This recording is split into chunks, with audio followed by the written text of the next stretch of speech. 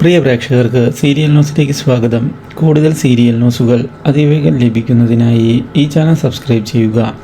Bell icon മറക്കാതെ click ചെയ്യുക. Video ഇഷ്ടമായി എങ്കിൽ ലൈക്ക് ചെയ്യാൻ മറക്കരുത്. നമ്മുടെ പ്രിയ പരമ്പരയിൽ പ്രധാനമായ വഴിത്തിരിവ് വന്ന് സംഭവിച്ചിരിക്കുകയാണ്. ഒടുവിൽ കാവ്യയുടെ അക്കൗണ്ടുകളെല്ലാം ഫ്രീസ് ചെയ്യപ്പെട്ടു എന്നുള്ള കാര്യം അറിഞ്ഞതിനെ തുടർന്ന് ഞെട്ടിപ്പോയിരിക്കുകയാണ് കാവ്യയും അതുപോലെ തന്നെ കൃഷ്ണയും.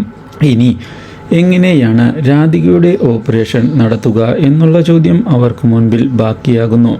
ഇതോടെ താൻ ഉദ്ദേശിച്ചതുപോലെ കാര്യങ്ങൾ നടന്നു എന്ന് വിശ്വസിക്കുന്ന ജയമോഹിനി തൻ്റെ വിജയം ആഘോഷിക്കുന്നതിനുള്ള തയ്യാറെടുപ്പുകളുമായി മുന്നിലേക്ക് പോവുകയാണ്.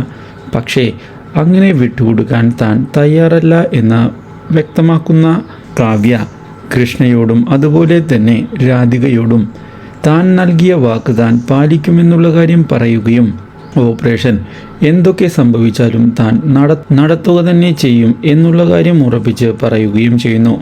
ഇതേ തുടർന്ന് ഓപ്പറേഷനു വേണ്ടി രാധികയെ ഹോസ്പിറ്റലിൽ അഡ്മിറ്റ് ചെയ്തിരിക്കുകയാണ്.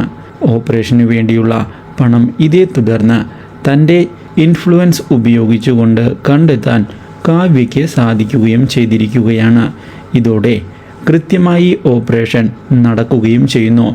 ഓപ്പറേഷൻ സക്സസ്ഫുള്ളായി എന്നുള്ള കാര്യം ഇതേ തുടർന്ന് ഡോക്ടർ വന്ന് അറിയിക്കുകയും ചെയ്തതിനെ തുടർന്ന് മണിക്കുട്ടി ഉടൻ തന്നെ കാവ്യയെ ചെന്ന് കണ്ട് നന്ദി രേഖപ്പെടുത്തിയിരിക്കുകയാണ്. Do like, share and subscribe.